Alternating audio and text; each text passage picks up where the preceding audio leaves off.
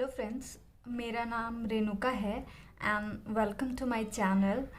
इस वीडियो में हम लोग डाल्टन एटॉमिक थ्योरी के बारे में बात करेंगे।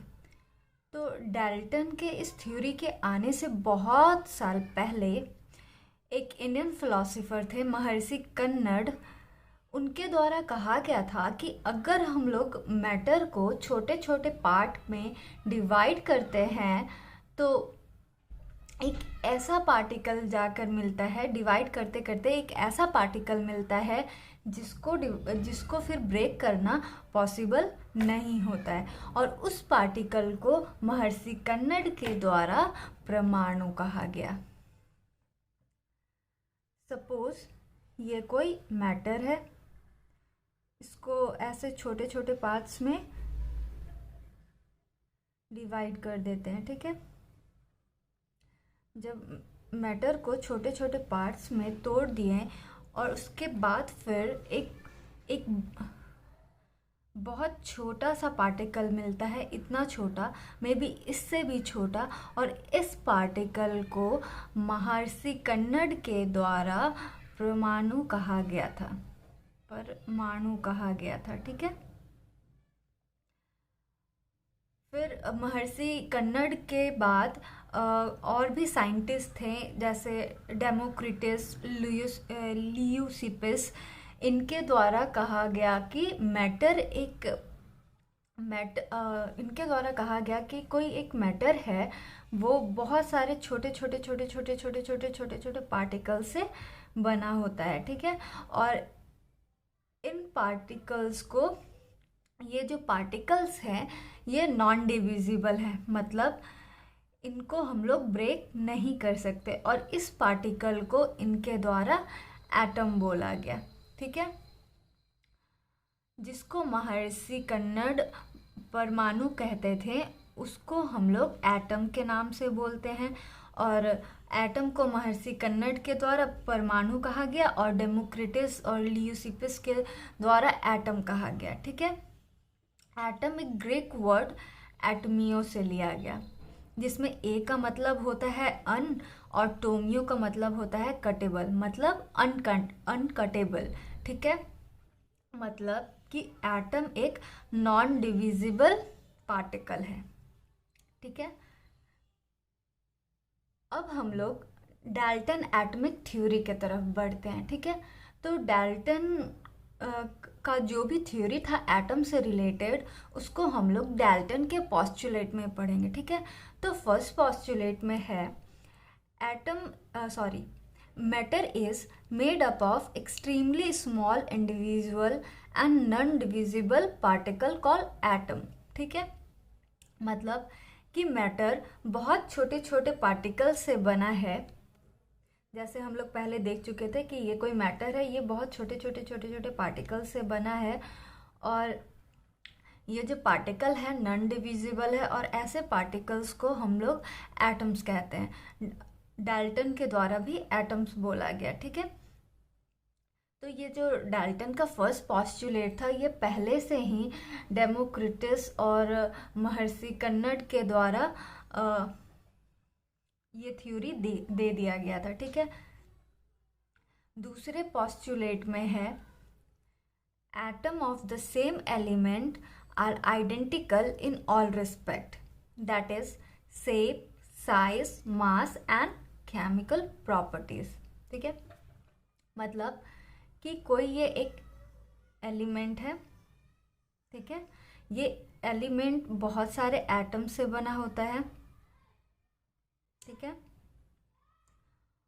और इस एलिमेंट के अंदर ये एलिमेंट जितने भी एटम से बना होता है, उन सारे एटम का प्रॉपर्टी, मतलब केमिकल प्रॉपर्टी सेम होता है। इवन शेप भी सेम होता है, साइज भी सेम होता है, और मास भी सेम होता है। ये जो एलिमेंट है, ये जितने भी एटम से बना है, ये सारे एटम का शेप, साइज, मास और केमिकल प्रॉपर्टीज सब कुछ एक जैसा होगा, ठीक है। अब हम लोग बढ़ते हैं तीसरे पॉस्टुलेट के तरफ। थर्ड पॉस्टुलेट में है Atoms of different element are different in all respect and have different mass, chemical and chemical properties. इसमें कहता है कि सपोज हमारे पास कोई दो एलिमेंट है, ठीक है। ये दोनों एलिमेंट कुछ एटम्स से बना होगा, ठीक है। और इस एलिमेंट में जितना भी एटम है सबका प्रॉपर्टीज, मास, शेप, साइज सेम होगा। और इस एलिमेंट में जो भी जितना भी एटम है इन सारे एटम का फीचर्स एक जैसा होगा और इस एलिमेंट के भी एटम्स का फीचर एक जैसा होगा, ठीक है। लेकिन इस एलिमेंट के एटम्स का फीचर्स इस एलिमेंट के एटम के फीचर्स से अलग होगा। मतलब कि कोई दो एलिमेंट है, ठीक है, कोई भी एलिमेंट के एटम्स का फीचर्स कोई दूसरे एलिमेंट के एटम के फीचर्स से मैच नहीं होगा, ठीक है। तो अब हम लोग बढ़ते हैं फोर्थ पोस्टुलेट के तरफ। फोर्थ पोस्टुलेट में है एटम ऑफ टू और more elements combine in a fixed ratio two form compound, ठीक है। इसमें बोलता है अगर हम लोग दो या दो से ज़्यादा एलिमेंट का एटम एक दूसरे के साथ कंबाइन होता है तो उसका एटम भी एक दूसरे के साथ कंबाइन होता है और एक फिक्स प्रोपोर्शन में, एक फिक्स रेशियो में। जैसे यहाँ हमारा H2O मॉलिक्यूल है, ठीक है।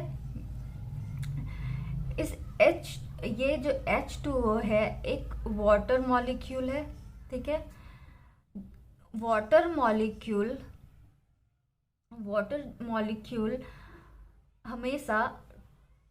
मॉलिक्यूल में हमेशा दो एटम हाइड्रोजन का और एक एटम ऑक्सीजन का रहता है, ठीक है। वाटर मॉलिक्यूल को हम कहीं से भी ले, वाटर मॉलिक्यूल में हमेशा दो एटम हाइड्रोजन का और एक एटम ऑक्सीजन का होता है। वाटर मॉलिक्यूल हमेशा 2:1 के रेशियो में होता है। वैसे ही HCl भी हमेशा 1:1 के रेशियो में होगा, ठीक है। और ये जो फोर्थ पोस्टुलेट है इसको हम लोग already law of constant composition में पढ़ चुके हैं, ठीक है। अब बढ़ते हैं फिफ्थ पोस्टुलेट की तरफ। फिफ्थ पोस्टुलेट में है atom can neither be created nor destroy during any physical और केमिकल चेंज। मतलब एटम को ना तो हम बना सकते हैं ना तो डिस्ट्रॉय कर सकते हैं। और ये भी पोस्टुलेट हम लोग law of conservation of mass में पढ़ चुके हैं, ठीक है। तो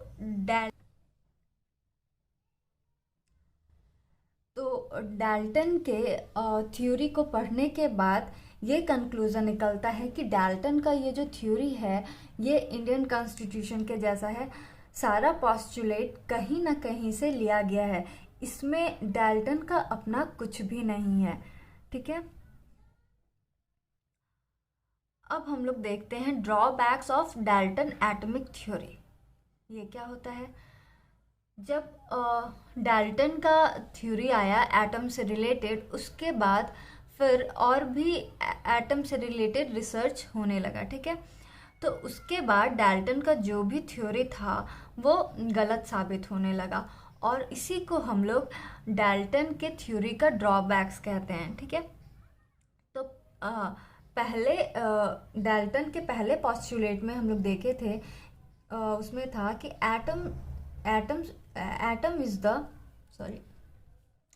atom is the smallest particle of matter, ठीक है। मतलब कि एटम मैटर का सबसे छोटा पार्टिकल है। लेकिन जब आगे चलकर रिसर्च हुआ तो पता चला कि एटम जो है एक कॉम्प्लेक्स स्ट्रक्चर है जो बहुत सारे छोटे छोटे पार्टिकल से मिलकर बना है। मतलब कि वो जो जिस पार्टिकल से मिलकर बना है वो तो एटम से छोटा ही होगा, ठीक है। तो एटम जो है एक बहुत सारे छोटे छोटे पार्टिकल्स से मिलकर बना है और उस पार्टिकल्स को हम लोग सब एटॉमिक पार्टिकल्स कहते हैं। और वो छोटे छोटे पार्टिकल है इलेक्ट्रॉन्स, प्रोटॉन्स एंड न्यूट्रॉन, ठीक है। तो रिसर्च के बाद पता चला कि एटम से भी छोटा पार्टिकल है इलेक्ट्रॉन्स, प्रोटॉन और न्यूट्रॉन। तो इसके बाद डाल्टन का पहला जो थ्योरी था, पहला पोस्टुलेट था, वो गलत साबित हो गया। ठीक है,